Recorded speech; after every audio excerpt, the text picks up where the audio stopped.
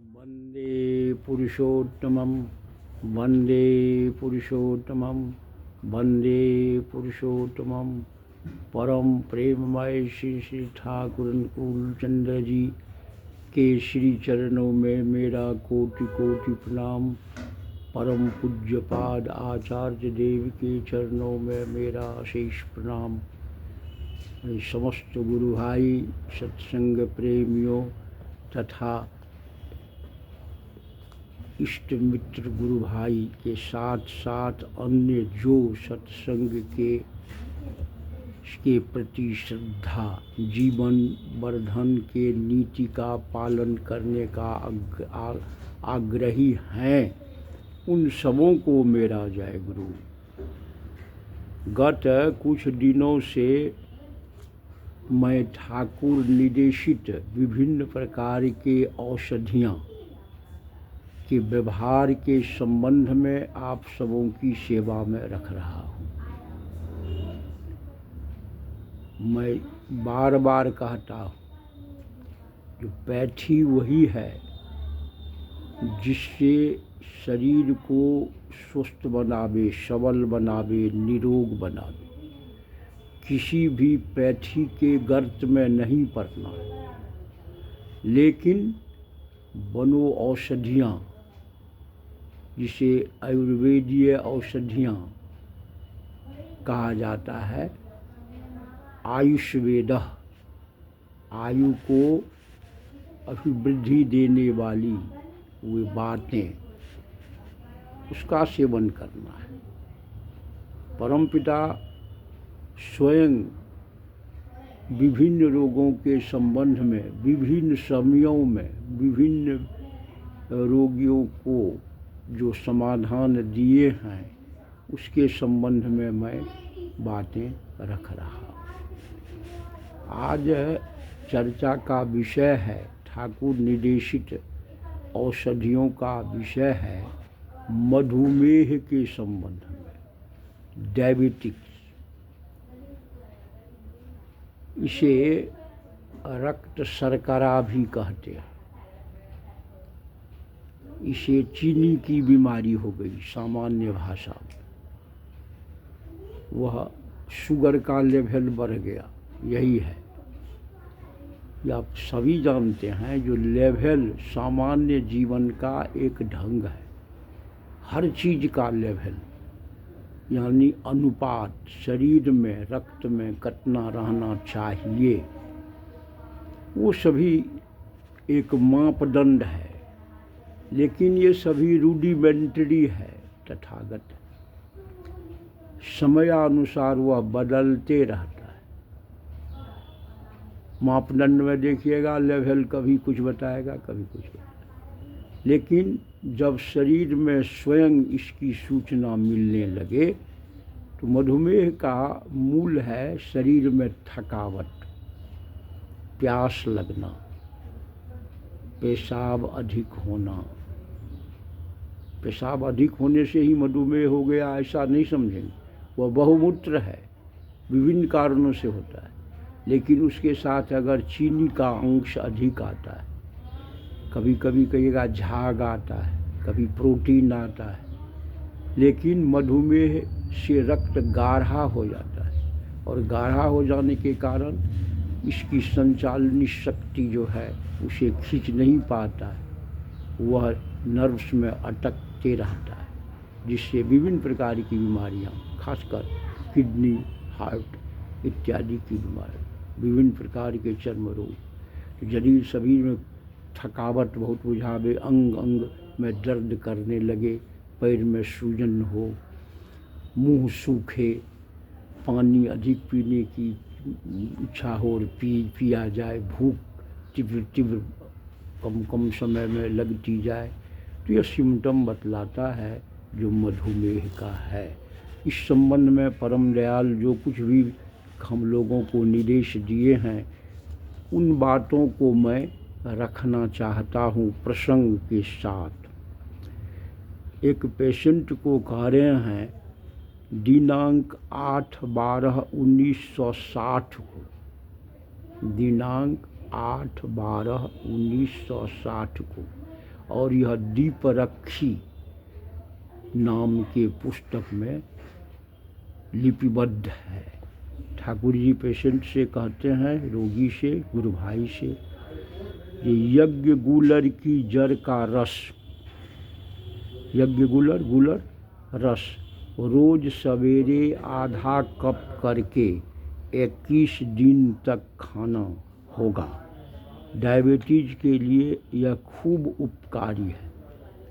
गूलर का वृक्ष होता है, उसके लिए जड़ का रस, उसे एक बना करके और पीस के छान कर रस निकाल कर 21 दिन तक लगातार पीजिए। दूसरी बात कहते हैं ठाकुर जी, ये ताल शतमूली का रस आधा ड्राम सवेरे कुछ दिनों तक खाना होगा। ये दूसरे पेशेंट को कह रहे हैं। शतमूली का रस, शतमूली जान लीजिएगा, वैद्य से किसी समझ सब लेने से। एक जगह कहते हैं, कथा निर्झर में यह प्रसंग है, जो शहद और आंवला चूर्ण, आंवला का चूर्ण और शहद, वे उसे मिला के हरद देकर, यानी हरद और आंवला चूर्ण मधु के साथ मिलाकर खाना होगा। आंवला रस के साथ हल्दी का चूर्ण मिलाकर खाने से जिस किसी प्रकार का मेह दूर होता है। बहुत ही अद्भुत दवा है, ये प्रयोग किया हुआ है। आंवला का रस निकाल लीजिए, हल्दी का चूर्ण मिला दीजिए, उसमें मधु मिला दीजिए और उसे दिन में 2 बार व्यवहार करने से मधुमेह धीरे धीरे धीरे गिर जाता है। आगे कहते हैं, यह भी कथा निर्झर में ठाकुर जी बोल रहे हैं। आगे कहते हैं, जो 5 बेल पत्ता, 5 गोल मिर्च एक साथ पीसकर सवेरे खाली पेट खाना होगा। किसी रोगी से कह रहे हैं, जो 5 ठो बेल का पत्ता और उसमें 5 ठो काली मिर्च मिला करके वह पत्ता उसे खाओ। और एक जगह और भी कहे हैं, जो 5 पत्ता, वो 5 पत्ता बेल का और उसमें 5 गोल मिर्च मिला करके पीस करके सवेरे खाली पेट पी जाओ। खाना मतलब बंगला में होता है पी जाना भी। खाना मतलब केवल भात रोटी जैसे खाना नहीं, पीना, जल खाबो, चा खाबो, खाना मतलब पीना भी। और आगे कहते हैं, जो 3 पत्ता वाला बेल, देखेंगे जो बेल के वृक्ष में किसी किसी पत्ते में वो 3 ठो रहता ही है, किसी में 5 भी रहता है, किसी में 2 भी रहता है, किसी में 1 ही तो रहता है।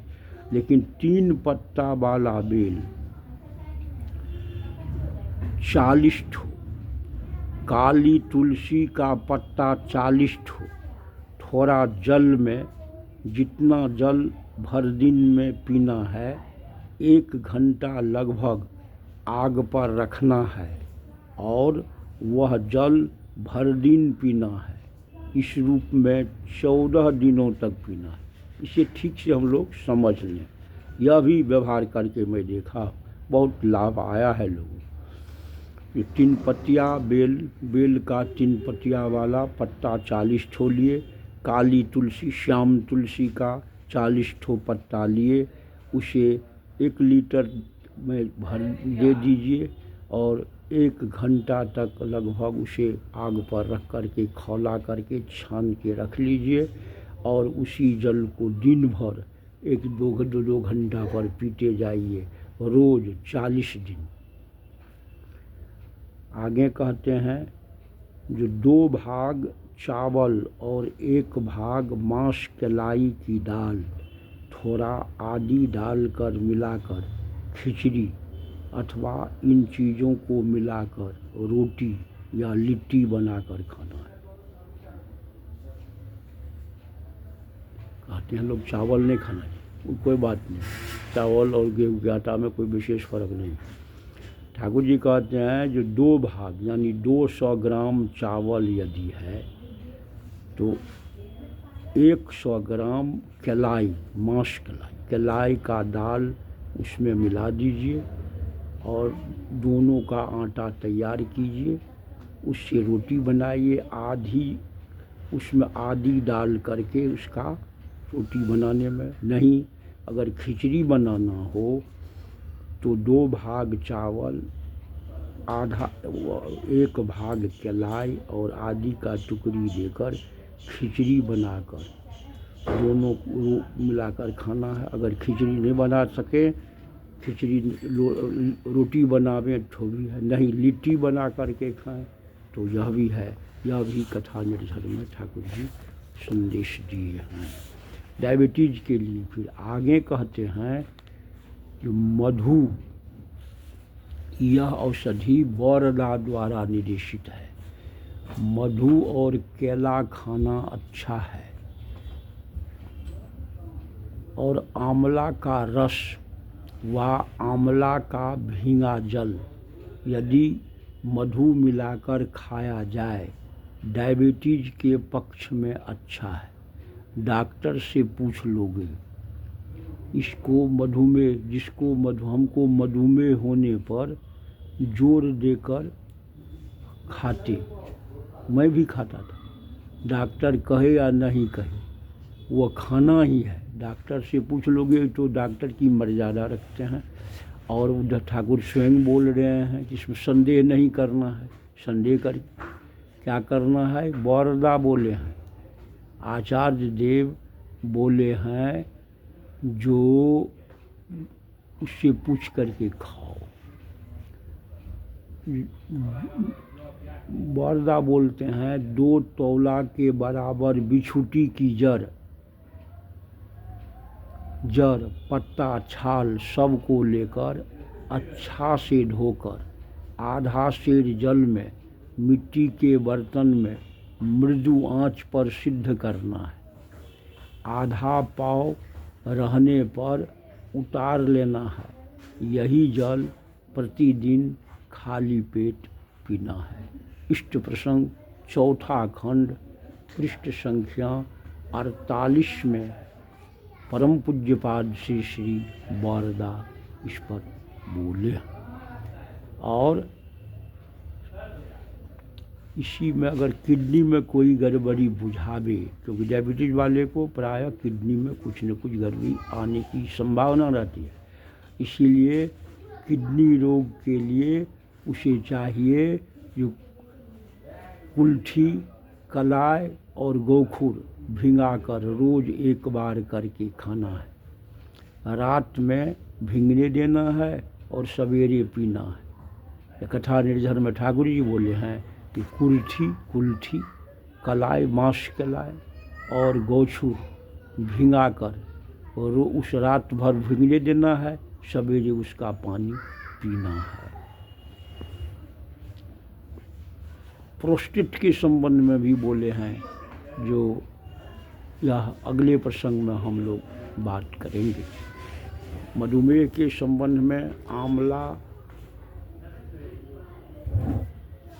और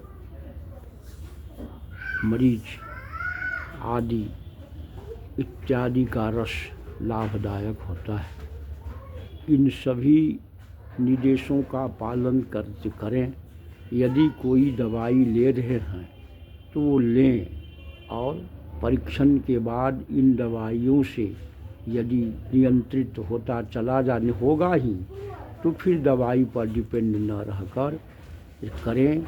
शारीरिक व्यायाम रखें। थानकोनी का खाना तो अनिवार्य है ही, वह तो किसी भी रोग के लिए उसके जड़ को स्थापित करता है, वह स्थापक है, वह टॉक्सिन को बाहर करता है, शरीर को स्वस्थ और मजबूत करता है। इसलिए किसी रोग से घबरावे नहीं। जब परमपिता के शरण में गए हैं तो अब सबसे बड़ा वैद्य वे स्वयं हैं और सबसे बड़ी दवाई सतनाम है और सबसे बड़ा पथ्य वो सदाचार है। औषधि खाए और पथ रहे ताकर वेदन जाए। वही पथ मतलब सदाचार का पालन। हम लोग केवल सदाचार का पालन करें, किसी पथ के लिए मात्रा पर ध्यान दें।